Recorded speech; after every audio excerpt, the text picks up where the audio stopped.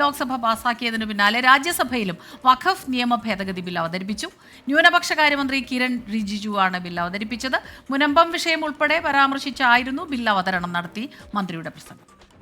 केरला में 600 Christian families का जो वो लोग सब खेती करने वाले लोग हैं, फार्मर्स लोग हैं, किसान हैं, उनका जमीन जो केरला में मुनम्बम केस के नाम से अभी सब लोग ने पढ़ चुका होगा, उसको वहाँ वक्फ बोर्ड ने क्लेम कर दिया और वो कहीं भी नहीं जा पाया.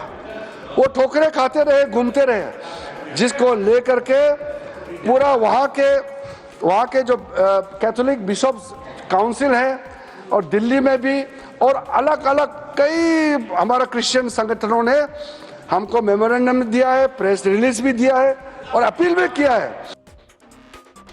പാർലമെന്റ് മന്ദിരവും വഖഫ് ഭൂമിയാണെന്ന് ചിലർ പറയുന്നെന്നും മോദി സർക്കാർ അധികാരത്തിൽ വന്നില്ലായിരുന്നെങ്കിൽ ഇതും വിട്ടു നൽകിയേനെ എന്നും കിരൺ റിജിജു പറഞ്ഞു. कई लोगों ने कहना शुरू किया और स्टेटमेंट मीडिया में भी है कि ये पूरा पार्लियामेंट बिल्डिंग भी वक्फ प्रॉपर्टी है.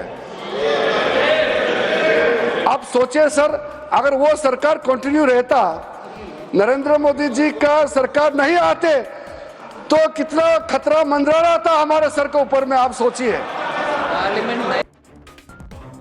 മുനമ്പത്ത് ജനങ്ങളുടെ അവകാശങ്ങൾ സംരക്ഷിക്കുക തന്നെ ചെയ്യുമെന്ന് കർണാടകയിൽ നിന്നുള്ള കോൺഗ്രസ് അംഗം ഡോക്ടർ നസീർ ഹുസൈൻ പറഞ്ഞു. ബില്ലിന്മേൽ രാജ്യസഭയിൽ ചർച്ച തുടരുകയാണ്. വിനിത വിജി ചേരുന്നു വിവരങ്ങളുമായി. വിനിത, ഇന്നലെ എത്രയോ മണിക്കൂറുകൾ നീണ്ടുപോയ ചർച്ച, പക്ഷേ അത് പാസ്സായി ലോക്സഭയിൽ. ഇന്നിപ്പോൾ രാജ്യസഭയിൽ പ്രതിപക്ഷം ശക്തമായ വിയോജിപ്പ് അത് പ്രകടിപ്പിക്കുന്നുണ്ട്, വിമർശനങ്ങളുണ്ട്. ഇപ്പോൾ ഏത് രീതിയിലാണ് അത് പുരോഗമിക്കുന്നത്? നമ്മുടെ കേരളത്തിലെ മുനമ്പം വിഷയം ഇന്നലെയും ഇന്നും എടുത്തു പറഞ്ഞു മന്ത്രി.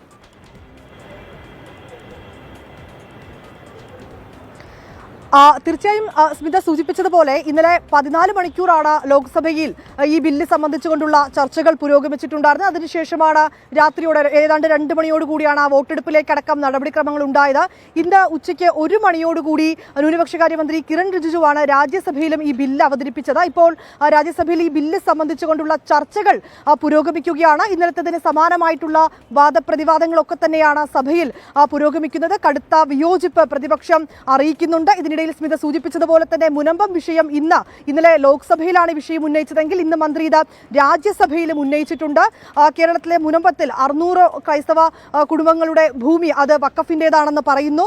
ഇതിൽ ഇടപെടണമെന്ന് ഈ KCBC അടക്കമുള്ള ക്രൈസ്തവ സമൂഹം ആവശ്യപ്പെട്ടിട്ടുണ്ടെന്നും പറയുന്നുണ്ട്. ഇത് കാണാതെ പോകാൻ കഴിയില്ലെന്നും മന്ത്രി വ്യക്തമാക്കിയിരിക്കുകയാണ്. ഒപ്പം തന്നെ ഇന്ന് വലിയ ചർച്ചകൾ എല്ലാ ഭാഗങ്ങളിൽ നിന്നുമുള്ള അഭിപ്രായങ്ങളൊക്കെ എടുത്തതിന് ശേഷമാണ് ഈ ബില്ലിലേക്ക് എത്തിയതെന്നും മന്ത്രി സൂചിപ്പിച്ചിട്ടുണ്ട്. അതിൽ ഏറ്റവും പ്രധാനമായും പറഞ്ഞിരിക്കുന്നത് ഈ രാജ്യത്ത് ഏതാണ്ട് 4.9 ലക്ഷം വഖഫ് ഭൂമി ഉണ്ടെന്നാണ് മന്ത്രി പറഞ്ഞിരിക്കുന്നത്. എന്നാൽ ഇതിൽ നിന്ന് വരുമാനം വളരെ കുറവാണെന്നും മന്ത്രി സൂചിപ്പിച്ചിട്ടുണ്ട്. എല്ലാ നിർദ്ദേശങ്ങളും സ്വീകരിച്ചുകൊണ്ട് മാറ്റങ്ങൾ വരുത്തിയ ബില്ലാണിതെന്നും മന്ത്രി പറഞ്ഞിട്ടുണ്ട്.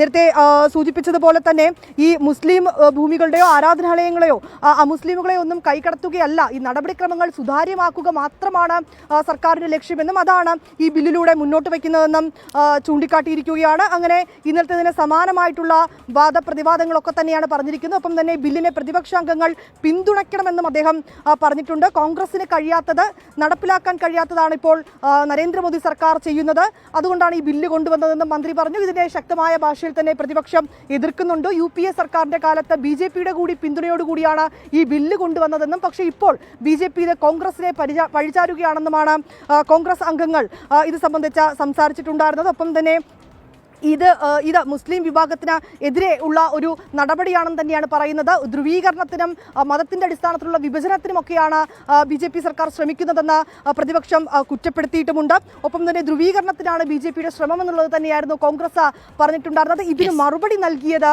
അമിത്ഷായായിരുന്നു. ഏകപക്ഷീയമായി ഒരു സമൂഹത്തിന് ഇത്തരത്തിൽ ഭൂമി കൈക്കലാക്കാൻ അനുവദിക്കില്ല എന്ന് അമിത്ഷാ മറുപടി നൽകിയിരിക്കുന്നു. ഇപ്പോൾ വാദപ്രതിവാദങ്ങൾ നടക്കുകയാണ്, ചർച്ച പുരോഗമിക്കുകയാണ്. 8 മണിക്കൂറാണ് ചർച്ച രാജ്യസഭയിൽ പറഞ്ഞിരിക്കുന്നത്. പക്ഷേ ഇന്നലത്തേതിന് സമാനമായി ലോക്സഭയിൽ സമാധാനമായി തന്നെ ഇന്നും ചർച്ച നീളാൻ തന്നെയാണ് സാധ്യത. സ്മിത, ശരി.